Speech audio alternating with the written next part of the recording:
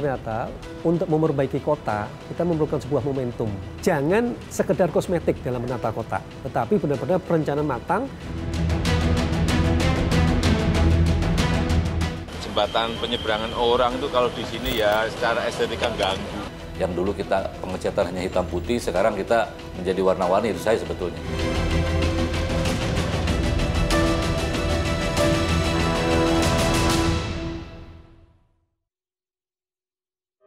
Asian Games yang merupakan pesta olahraga terbesar sebenua Asia akan berlangsung di Indonesia. Jakarta dan Palembang pun terus berbenah sebagai tuan rumah. Dan di ibu kota Jakarta banyak kebijakan yang terkesan dipaksakan dan sekedar ada untuk mensukseskan Asian Games. Begitu perhelatan ini selesai, nasib kebijakan tersebut entah bagaimana nantinya. Yang penting Jakarta lebih cantik dulu, kemacetan berkurang, atau bau tak sedap tidak mengganggu para atlet Asian Games. Pemirsa, mengapa sejumlah kebijakan menyambut Asian Games terkesan sekedar ada dan sebagai jalan pintas?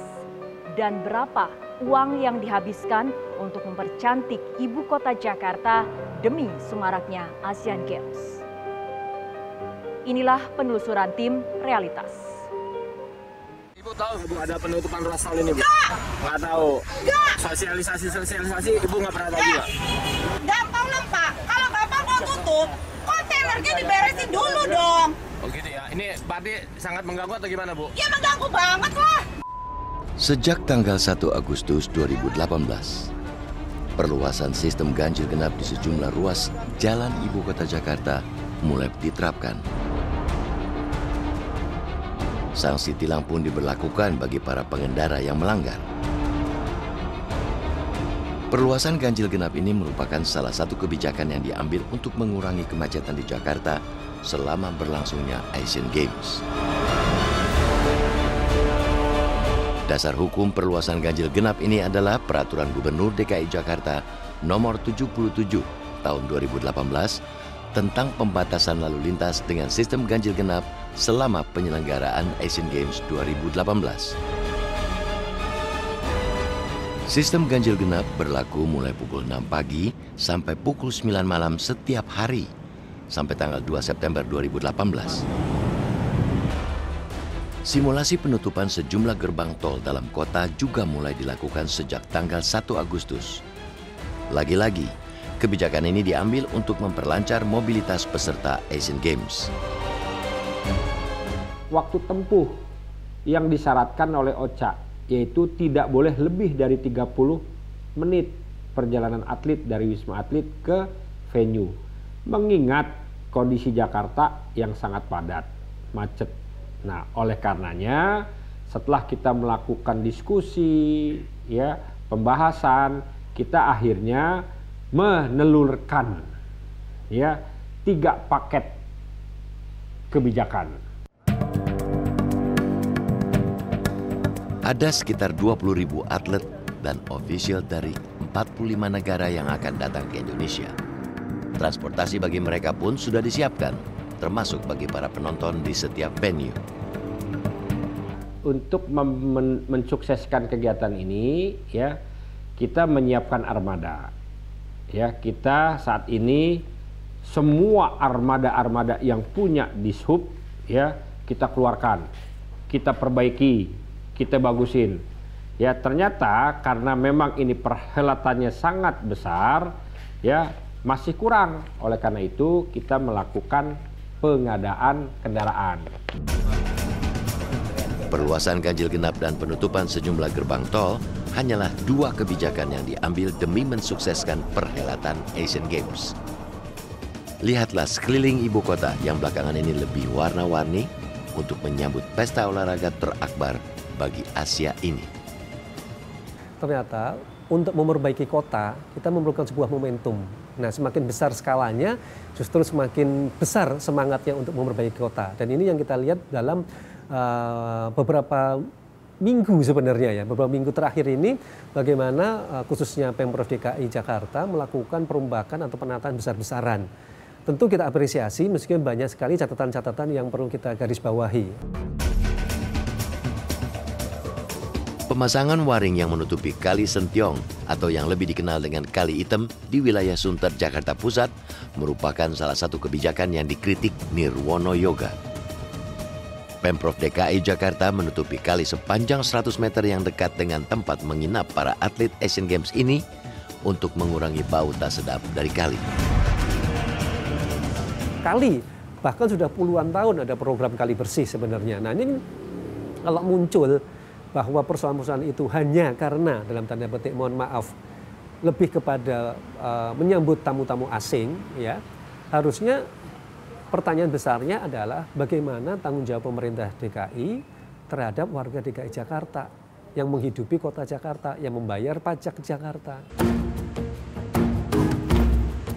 Gambar-gambar mural di tembok seperti ini kini banyak dijumpai di sudut-sudut ibu kota Jakarta. Mural dibuat dengan bahan seadanya dan tidak semua petugas memiliki keahlian menggambar. Mereka pun hanya mencontoh gambar dari telepon genggam. Ide sendiri lihat di Oh, Google. ini sendiri lihat di Google.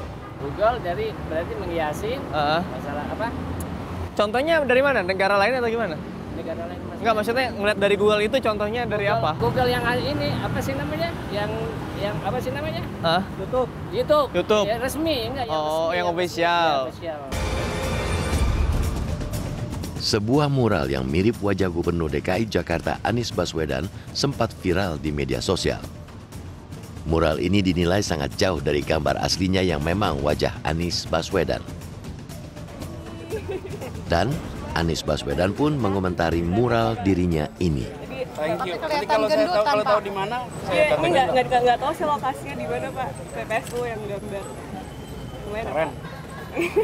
Keren. Cuma ukurannya agak lebar dikit.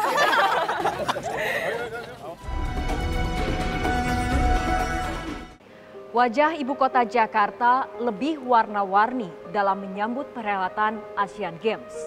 Menata ibu kota agar lebih indah dan nyaman rupanya sangat mudah dan bisa cepat dikerjakan. Lantas, mengapa terkesan sangat tidak terencana dan terkesan asal ada? Realitas segera kembali.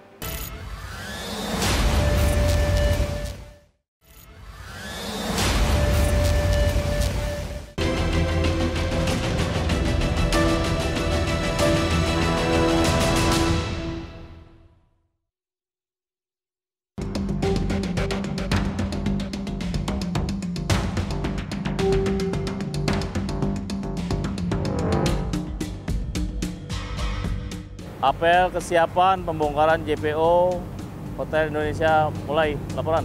Hari Senin malam 30 Juli 2018 menjadi hari terakhir keberadaan Jembatan Penyeberangan Orang atau JPO di bundaran Hotel Indonesia. Pemprov DKI Jakarta membongkar JPO ini dengan alasan mengganggu pemandangan ke arah patung Selamat Datang yang menjadi ikon kota Jakarta.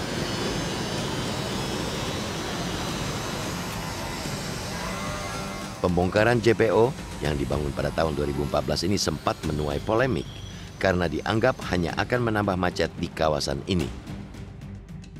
Pembongkaran JPO ini juga dianggap sangat tergesa-gesa dilakukan karena dibongkar hanya 2 minggu sebelum perhelatan Asian Games.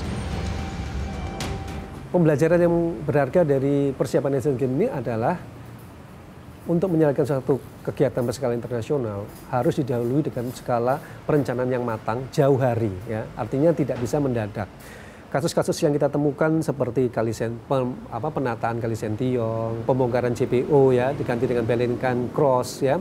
Kemudian juga penataan pembangunan infrastruktur trotoar dan jalur sepeda ini menunjukkan ada kekurang siapan perencanaan tersebut ya.